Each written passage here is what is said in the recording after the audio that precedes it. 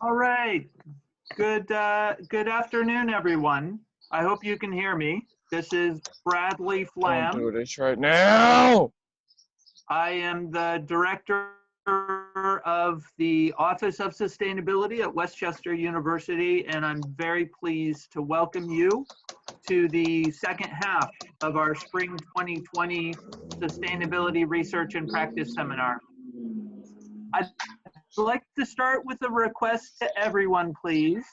If you have not yet muted your microphone, please do so now. There will be an opportunity during the presentation to ask questions, and at that point you can unmute your microphone to pose those questions. But for now, if you would please mute your microphones, that would be very helpful. Amy, do you know if you have the ability to just mute all of the microphones? If you do, please give that a try. Thank you. I can look into it and see here. There's a manage participants function. Okay, good. Okay, I think yes, we're fine right now. It looks like I would have the capability to mute others as well. So Okay. I'll try to keep on top of that. Okay, thank you. Mm-hmm. All right, so we co-sponsor this seminar series with the Office of Research and Sponsored Programs and with the Office of Distance Learning. We obviously are moving into a new phase of our semester seminar series. Up until now, we've been meeting in person, but now we're moving into our shelter-in-place portion of the seminar series. And we're glad that you have the flexibility to join us online for this discussion. We're also very appreciative to our two speakers today, Professor Kathleen Riley and Professor Elizabeth Soslau, for being able to quickly make the shift from preparing to present in Sykes Student Union Room 255 to doing it this way. So thank you to both of you for being ready to do that. Our office has postponed a number of events that we were planning this semester. If you go to our website, which is just wcupa.edu/sustainability, there's information about the events that we have postponed until the summer or the fall semester. We also have a regular email bulletin, which we will continue distributing this semester.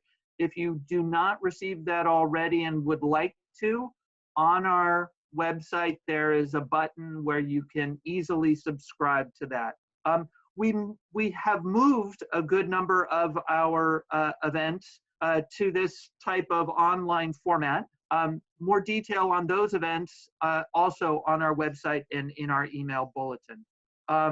My colleague Amy Maxey and I in the Office of Sustainability are working as before, just from our homes now, and we are here to support all of the sustainability efforts that have been ongoing.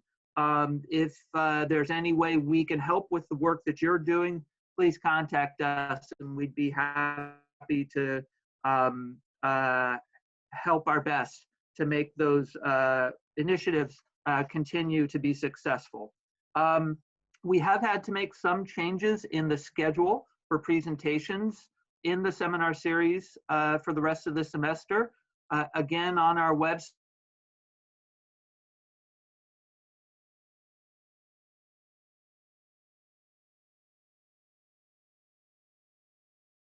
giving a presentation on the ASHE Sustainability Tracking Assessment and Reporting System submission that Westchester University just put in a couple of weeks ago.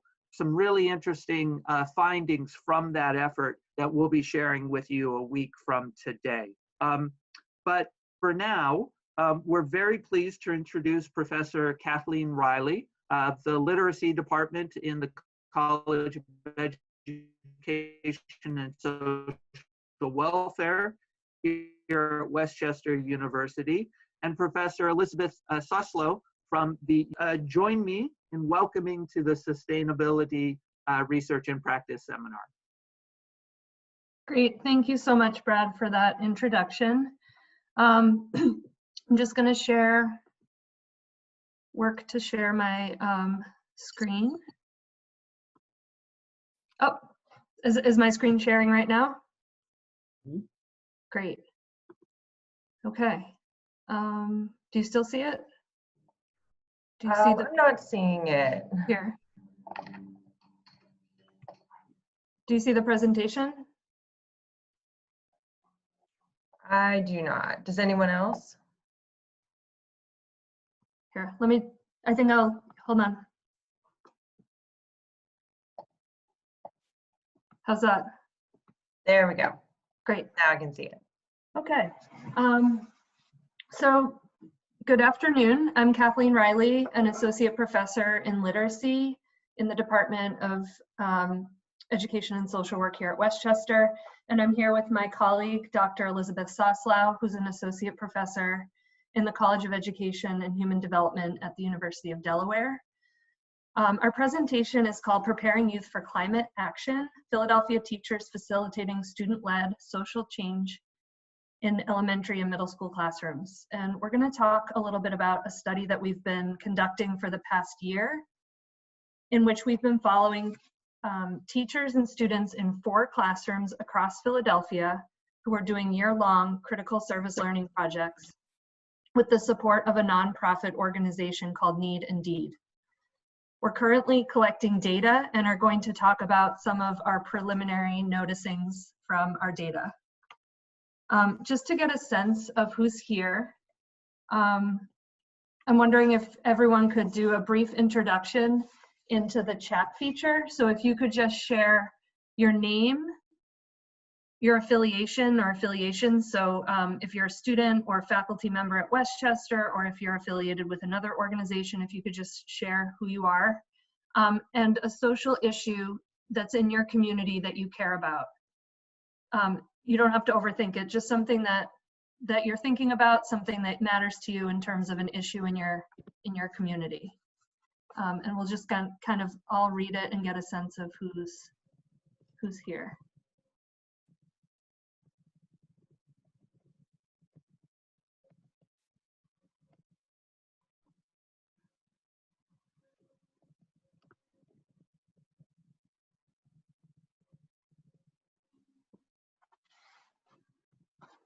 So I'm seeing issues of race and schooling and inequality, climate change, school equity, school funding, and socialism, mass incarceration, poverty,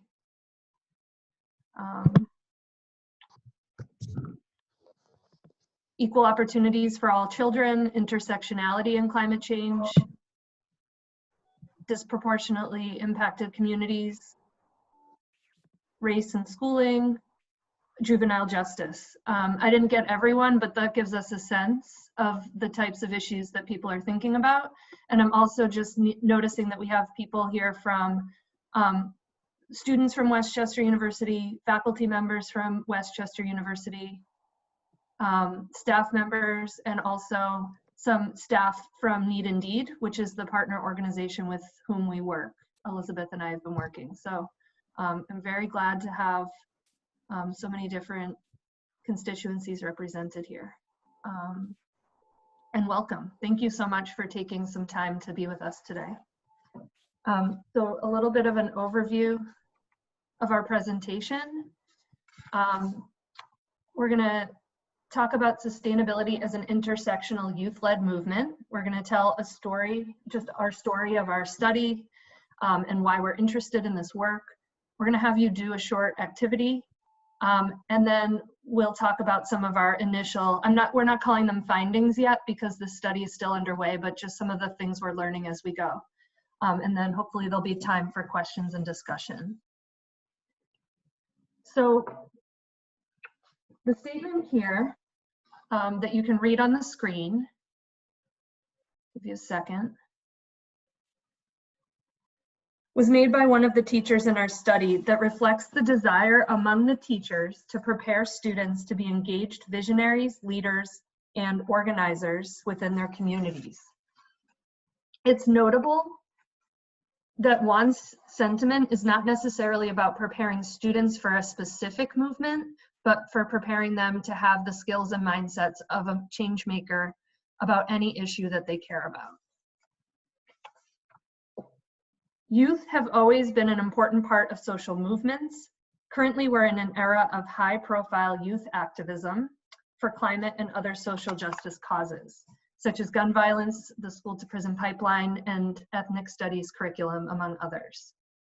For example, Isha Clark is a teenager whose activism started when a coal terminal was planned to be built in her Oakland neighborhood. She started with a local issue and is now a global leader for climate justice through the organization Youth versus the Apocalypse. I'm going to show you a quote by Isha, and I want you to just read it, and then I'll talk about it a little bit.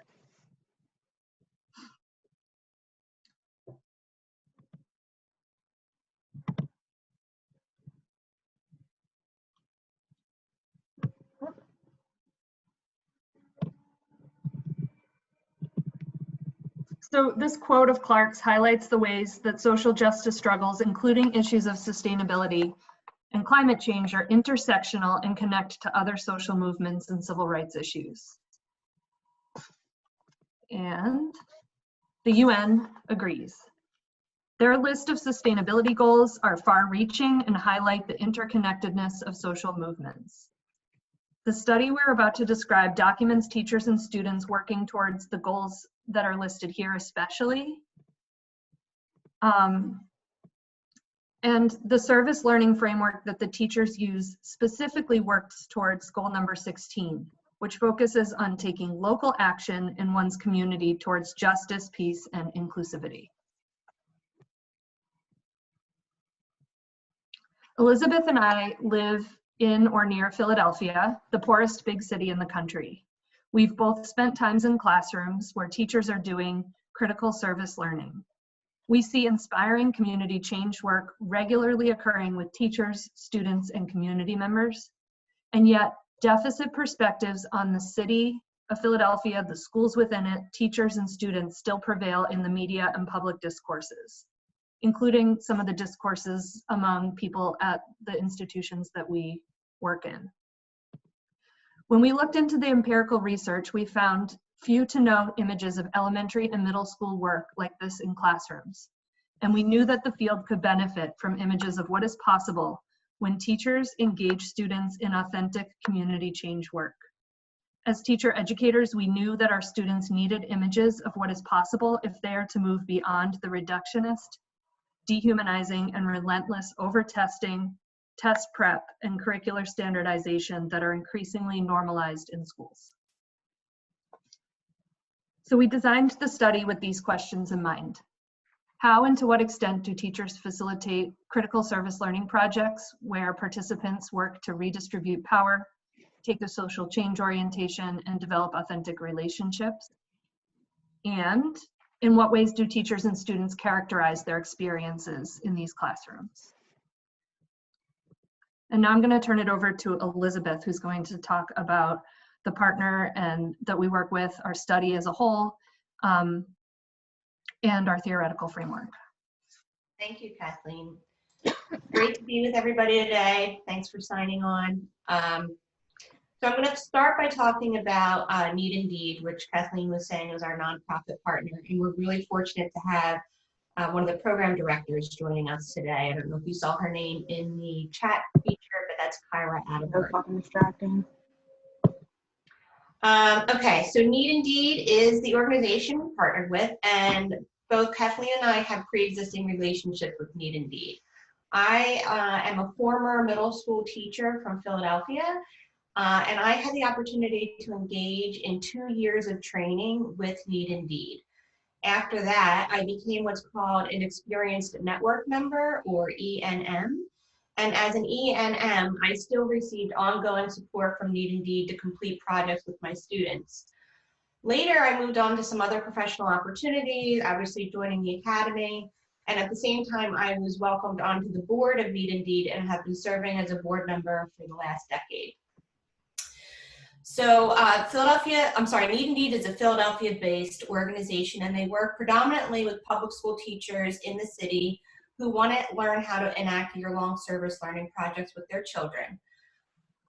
An important component of the service that Need Indeed provides is connection to community partners, either as service partners or learning partners. And we'll talk about that more in depth in a little bit. Last year, Need Indeed worked with 3,600 students in 66 schools with 140 teachers in all neighborhoods of Philadelphia. Just as a reminder, Kathleen and I are only studying 4 of those teachers. It'd be great to look at all of them, but that would be a bit challenging. Teachers in the Need Indeed network engage in ongoing and systematic training to learn how to apply a social justice-based pedagogy through the use of the My Voice framework, which I'll talk through next. Can you click, Kathleen?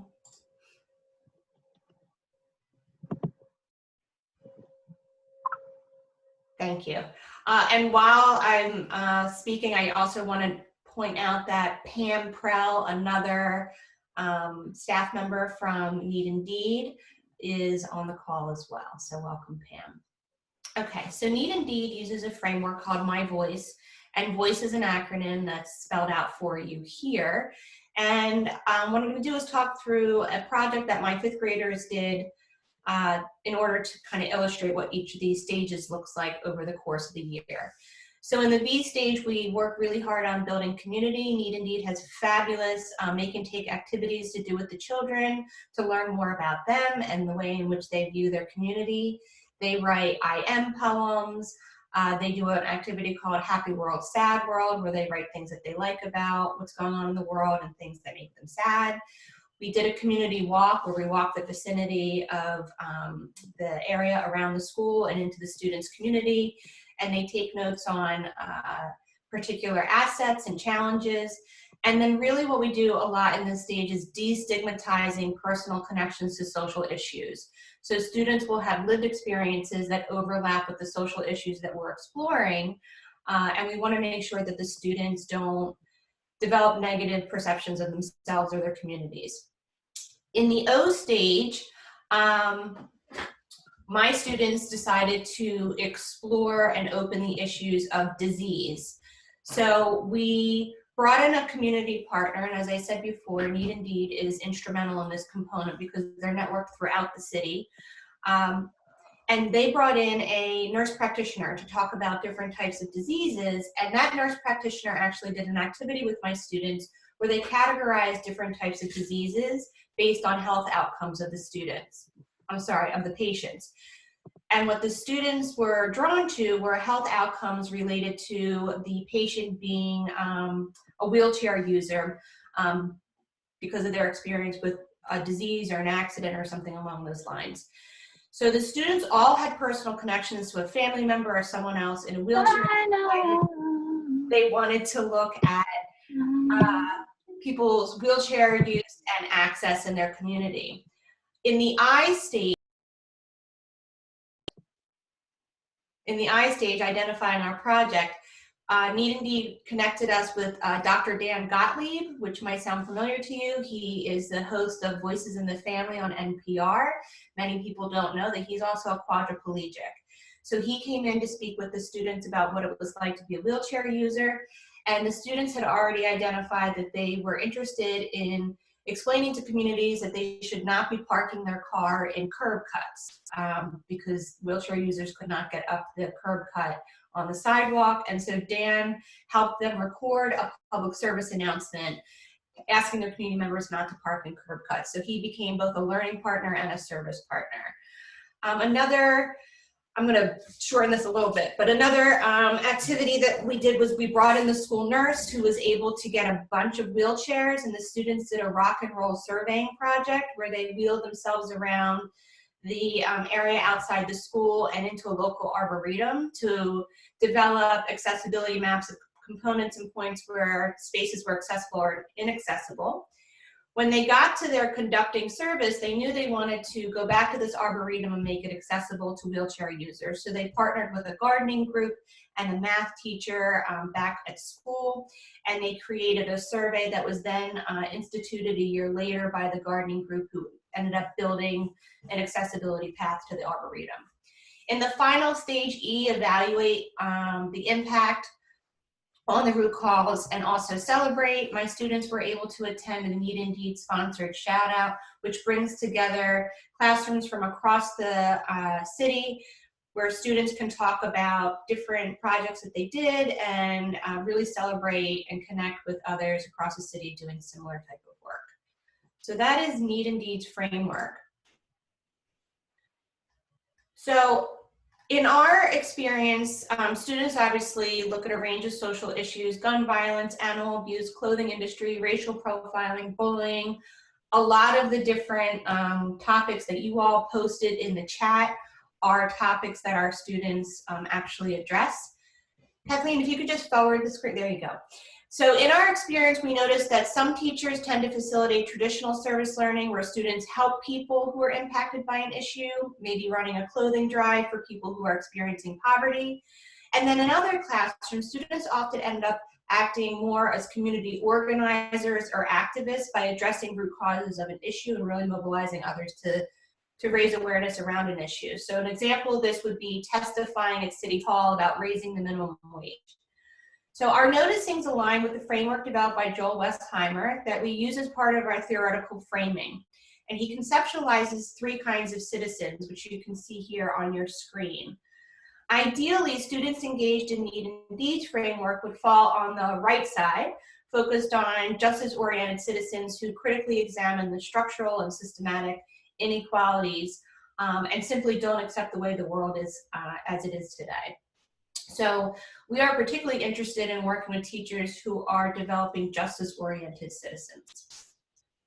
I'm going to move now to the 3-part theoretical framework that we connect to the VOICE acronym as well. And so we're really interested in what Tanya Mitchell has developed. She differentiates traditional service learning from critical service learning, and she argues that service learning sets up a very problematic relationship between those serving and those being served. Whereas critical service learning has an explicit social justice aim, and it aims to redistribute power. In our particular case, we're looking at explicitly redistributing power where projects become youth-led and teachers either equalize power differences or distribute power directly to the students. Obviously, we're interested in students taking a social change orientation by examining root causes of an issue. Rather than just treating the effects, it emphasizes authentic relationships that are much longer lasting with members of the community. So we're looking at building authentic relationships with community partners who are serving as both service partners and learning partners. So to identify our participants, which I'll turn to next, we collaborated with Need Indeed staff, who again are on this call, Kyra and Pam. We met with them several times to talk through what types of teachers we should identify that would really help Kathleen and I give clear, articulate pictures of what this practice looks like in action. As Kathleen mentioned at the beginning of the talk, when we went to the literature, there weren't a lot of elementary and middle school examples of what critical service learning looks like in a year-long model that's fully embedded in the classroom day. So Kathleen, if you would shift to the next slide.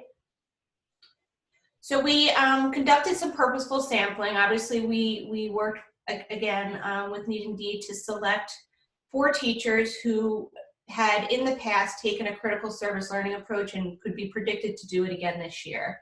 So as you can see from the chart, they represent 3rd through 8th grade, which is perfect because those are the grade bands that Need Indeed works with. And again, these teachers we noted would be great models for exemplifying pedagogical approaches that we wanted to highlight in our framework. Just briefly, the study design, we're both qualitative researchers. So we are conducting interviews, observations of classroom practice, both live and videotaped, and focus groups with students. And then again, as we shared previously, the 4 classes were selected, based on their emphasis on critical service learning principles that we're interested in studying. So I am going to turn it back to Kathleen, who is going to lead us in an activity. Because that was enough listening, I think. Thank you, Elizabeth. So I meant to tell everyone that we would like you to have a piece of paper and something to write with if possible. So if you need to get that, find it and grab it if you're able. And what we're going to ask you to do is try something out that the students in these classrooms do pretty regularly, which is analyze an issue for its root causes. So this is an example of a sheet that students would use. You can just draw like a little sketch of a tree, make sure it has roots and leaves of some sort. It really doesn't need to be fancy at all. And we'd like you to choose one of the following issues. And these are actually the issues that the students in our focal classrooms chose this year. So these are issues that have been selected by the classrooms that we're looking at. So choose either gun violence, water pollution, gender inequality, or discrimination, and write that on the trunk of the tree. And then use the graphic organizer to try to identify some of the root causes of the issue and some of the effects of the issue. So for example, if I chose gun violence, for a root cause, I might put an absence of funding for after-school programs, or I might put non-restrictive gun laws as causes. So pick one of these issues and try to identify a couple of root causes and possibly an effect, but really we're focusing on the causes. So we'll give everyone a couple of minutes and then ask some folks to share.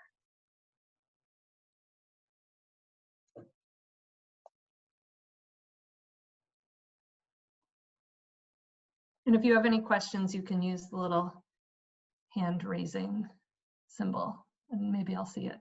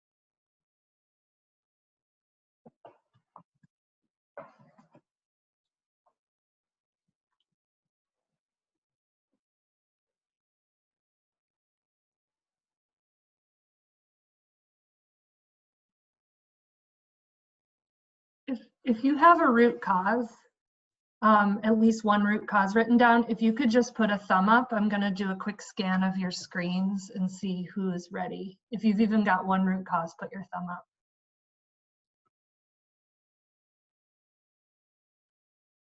Okay. Awesome. Take another 30 seconds or so, and then I'm going to ask, and I really hope some folks are up for sharing what they've got. So just take another 30 seconds to finish up.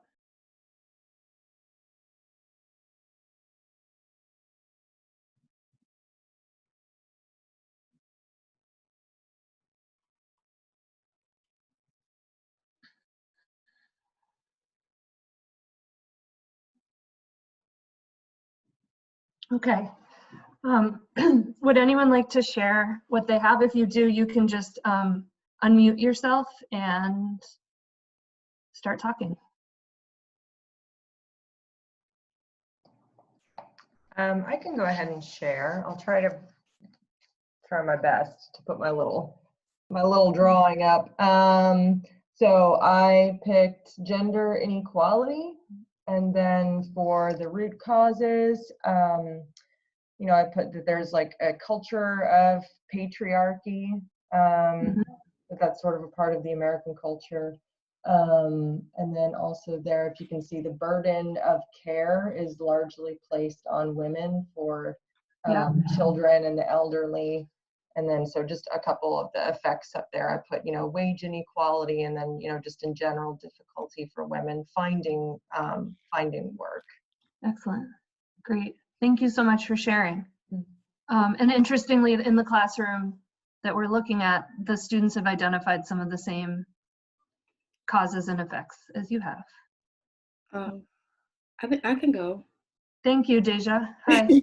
You're welcome. My root issue was discrimination. Well, my issue was discrimination, and then the root causes, I have prejudice. I put cultural differences, and then I put like different experiences, because different experiences can build someone's prejudice, which can alter and then I put the effects where non-discriminatory rules, like as far as hiring, as far as jobs go, and then I put missed job opportunities and not being able to provide for your family because you won't be able to be hired. Yep. Great. Thank you. Yeah, no, and I appreciate, interestingly, Amy and Deja both have something related to culture as a cause, and a lot of the students in the classrooms we're working in end up doing like public service announcement type things or education campaigns, and I think those start to address some of these cultural reasons for some of these issues. Would anyone else like to share?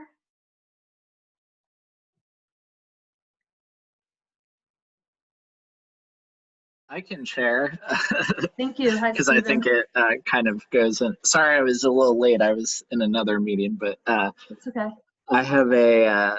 I have my tree, and I selected gun violence, and I put that kind of bouncing off of Amy a little bit. I had hypermasculinity as kind of the prime root cause. So I took gun violence in the perspective of the rise of white supremacist terrorist attacks using guns as a tool. And then some of the other root causes are the threat to the way of life, thinking about our personal freedoms, what does that mean, and really identifying that self-sufficiency that men feel as though they need to have, that self-sufficiency, show that they can provide for their family, and exert that dominance by using this tool.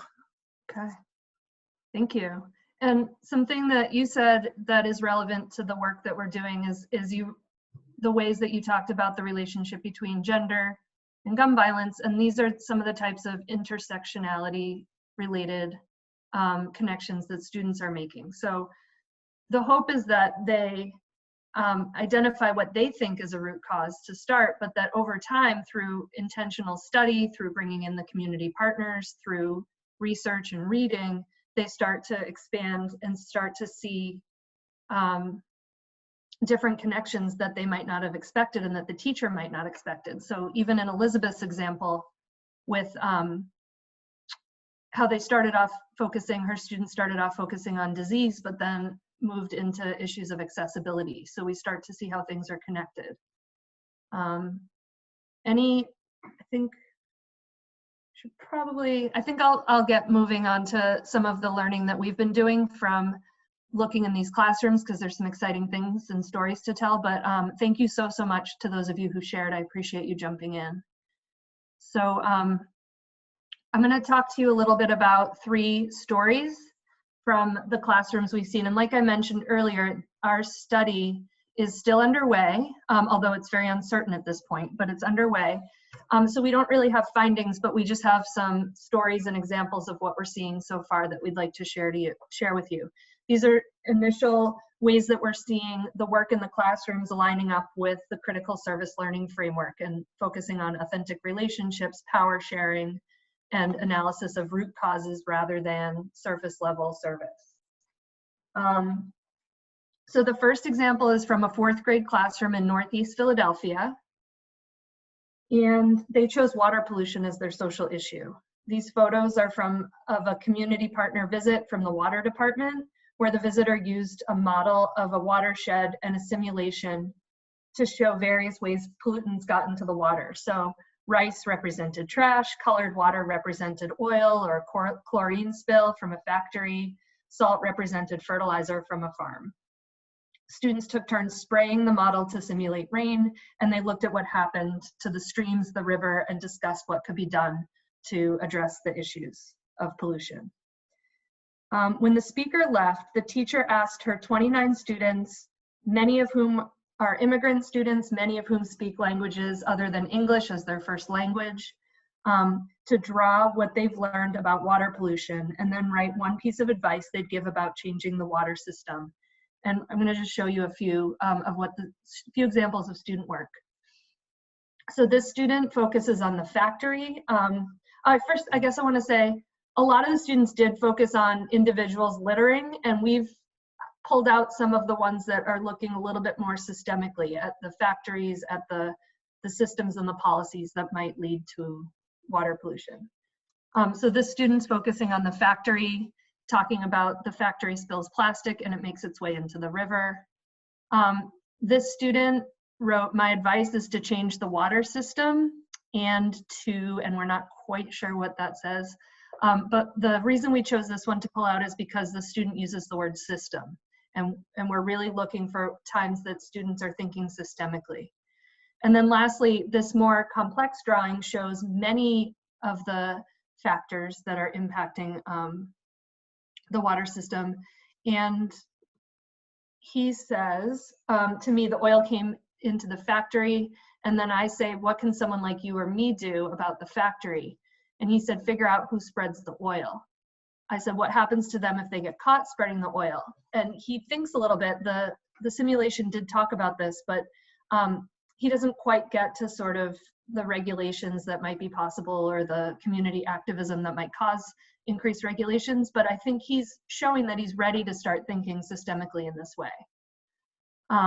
So that's from the first classroom. The second story I have for you is from another fourth grade classroom, this one in Center City, Philadelphia. This class combined students' interests in topics such as racism, anti-Semitism, and Islamophobia to study discrimination more broadly. So the topic they chose was discrimination. In coming to consensus on their issues, students in this class had undergone a deliberate process that involved deep research into various topics. So the students in this classroom were pretty well read on their issues on discrimination. And they had a visit from 3 police officers to talk about discrimination, one of whom told the students that older people or the elderly were the most discriminated against group. And after the officers left, Molly, the teacher, we're using pseudonyms for all teachers and students, visited with the students. Debriefed the visit with the students. One student, Jim, who I think notably is white, was insistent that the police officer was incorrect in the assertion that the elderly are the most discriminated against group. He said, let's see, let me move okay. He said, I don't think what he said was right. He said, it said racism against Black people was the worst. People talk about that a lot and it's the worst. Molly, the teacher, then says, he used the word prevalent. She uses it as a chance to teach the class the word prevalent. And then she says something to the effect of, I didn't get this exactly in my field notes, but something about Jim thinking that racism is more prevalent, almost framing it as a difference of opinion. To which Jim responds, it's not that I think it, it's what the articles would say. There were several articles. And he said this with a lot of emphasis and urgency in his voice. This exchange stood out to us in light of our critical service learning framework because it demonstrates a classroom in which youth feel empowered to challenge adults. In this case, Jim challenges both the police officer's statement and his teacher's desire to frame it as a difference of opinion. He draws on evidence to support his claim and feels a sense of urgency in voicing his view. So the last example, it comes from an 8th grade classroom in Northwest Philadelphia. The class is studying gender discrimination, and State Representative Brian Sims, who's the first openly LGBTQ elected state representative in Pennsylvania, visited the class to talk about gender discrimination. And he did a really great job of talking about his role as a man in addressing gender discrimination. It was very powerful. During the question and answer portion, Sierra, a student whose mother is raising 3 children on her own, said the following. So she raised her hand and said this to Representative Sims. I feel as though in single parent homes, it's more common for a mother to raise their child without a father. And he says, true. She says, and I feel as though single parents without the help of the spouse or without the help of their other partner should be able to be paid more since they're not putting in both of the incomes to support the children. And he said, I think that's a very intelligent policy discussion that you're starting. That makes a lot of sense as a policy position.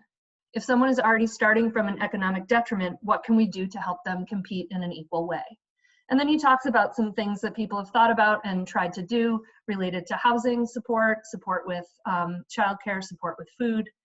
But he says, your point is very well taken. It sounds like the kind of thing a legislature would think of. And the student leader also said, or maybe she said, I think in the comments, that she wants to be a state representative someday or wants to be a legislature, a lawmaker. So this stuck out to us because he took her seriously as a conversation partner.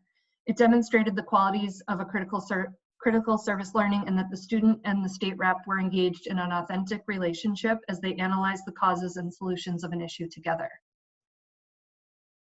It's another example of a classroom where power sharing is taking place, as the role of teachers, students, and community members are more equalized than in a traditional classroom. And it's not assumed that the adults hold all of the knowledge. So we feel that our initial stories are demonstrating various ways that young people are capable, that they want to do this work, and that there's a moral imperative for us to be sure that students have a chance to do it. If we want to create a more sustainable society, we need to lower the boundaries between the classroom and the world and create contexts where young people can act with agency so that they can go on to be the kinds of change makers we need them to be in the future. They're already doing this, and I feel like classroom teachers need to not only get out of the way, but also support them in doing the work within the bounds of a classroom. And these are some thoughts we have to conclude, but most importantly, I think just because we only have a little bit of time, we would love to hear some of your questions and comments and response. So you can unmute and talk, or if you want to do the hand raising feature, I can try to see if I can make it work to call on you.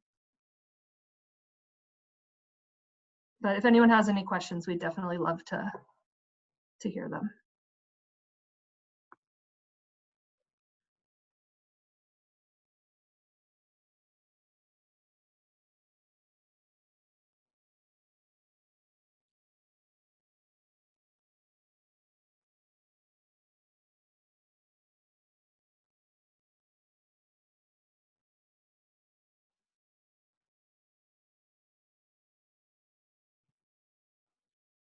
Any thoughts? Kathleen, we have a question in the chat. Oh, cool. From Margaret. She's interested in what grade the students were in who spoke with Brian Sims. I believe that was Lon's classroom, correct? Yep, 8th grade.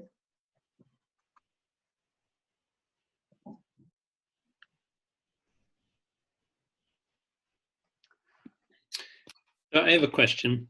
Hi, Paul. Hi. So I did a lot of digging around online and on YouTube to find examples of classrooms doing work about climate change that were in the EGP bandwidth, so kindergarten to 4th grade. And I found virtually nothing. Everything was middle school and high school. And I suspect, my hypothesis about this is that teachers may feel like it's too big, too heavy, too overwhelming for young kids to think about the reality of climate change. I just wonder if you or anyone else has any thoughts about how particularly you or the Need Indeed folks, if you have any ideas about how to help kids think about and deal with really big and challenging topics like this. Mm-hmm. I'll start, but I hope that one of the Need Indeed staff members can jump in, because they've been in a lot more classrooms than Elizabeth and I have been in. But my initial thought is that I feel like over and over again, teachers are pleasantly surprised at what youth can do when given the chance, the kinds of things they can think about, the kinds of conversations they can have, and that when given space and when taken seriously, that they rise to the opportunities that are presented to them. But in terms of, examples specifically around climate, I would say what you're finding reflects what we found in the literature, which is very little community social change work in classrooms documented. We know it's happening around the country, but in terms of people who are documenting it and making it available, that's what we're trying to do with this study. But Kyra or Pam, or I'm not sure if Janet's still on, but if anyone wants to share what they think, I'd be curious. Hi, everyone. I think it's actually one of the things that the framework is very helpful in doing. We're actually really upfront and honest with teachers and with students about the fact that these social issues are huge, and they are, in fact, too much to tackle as just one thing. But when you break down into root causes and effects, and when you do research and speak to people who are working within these different social issues, that's a way that you can actually begin to do something about the social issue. So as opposed to thinking about climate change, thinking about our local community and what we can do to mitigate some of those factors. Similarly with gun violence, what can we do specifically to help with some of these factors? Great. Thank you. I think, Janet, are you trying to talk?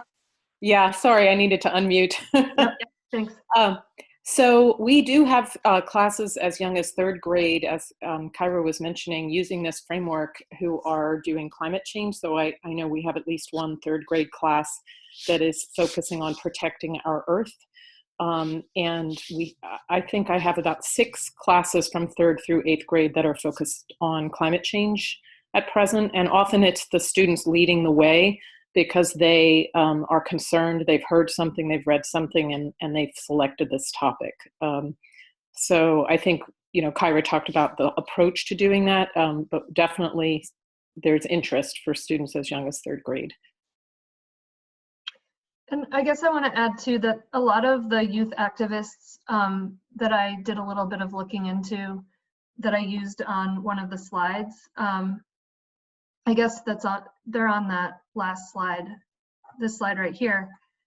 They're all I chose youth of color because I feel like a lot of times Greta gets so much attention, but there's youth of color working on these issues all over the country, and the ways that the climate injustice is impacting their communities specifically, and the way that environmental racism is impacting their communities. And I would say across the city, as Kyra mentioned, there's ways for students to look at how it's impacting their community right now. I wanted to add, can you hear me? Mm-hmm. Just to Paul's point, that I think Kyra and I have been at Need Indeed for like 12 years. And a lot of times when these issues have come up, they've been named more as like pollution, environmental issues. It quickly gets, with that causes and effects, the issue gets named more locally, like what can we do about plastic bags? So it might not look like climate change. You might not know that that's where they started. But this year in particular, it's been, there's a huge shift in the number of classes that have named climate change outright. And I think and so the fact that you might not have seen it in the past, I think might be a lag on, there is so much more obvious youth-led movement, and that that phrase is more out there for kids to pick up on. So they're naming it as climate change, and they're recognizing the sort of global impact. We have way more classes who have done that this year than any year that I've been there. Great. And hi, I'm Julia, also from Need Indeed. I just want to jump in and say, you know, as Kyra was saying, the framework really lends itself to going into these harder issues, and partly it's because the whole course of study is framed around the student questions. And so I think because there aren't often the materials out there necessarily for third grade, you know, you mentioned looking for TED Talks and things like that that would be appropriate for a third grader, really letting the kids' questions start the process, looking for the materials then that are out there that might not be third grade appropriate, but that you can pull out the chunks of that make sense to them. So adapting the text, also just, you know, pulling quotes. And what we found is that when students when they've chosen this, they're gonna reach for that harder text. They're gonna work through the materials that are maybe slightly above their level because they have that built-in motivation. They've created this themselves. Yep. Great. Brad or Amy, do we have time for one more question? If there is one. One more question. Does anyone else have a question or a comment in relation to what we shared?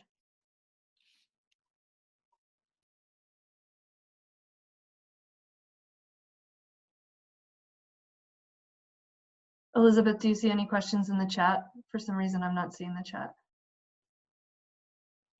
No, there aren't any questions in the chat. Kathleen, I'm curious if this model. Brad, we can't hear you very well. Could you just type it into the chat? Is more widespread than the for teachers that are. Can anyone hear what Brad's saying?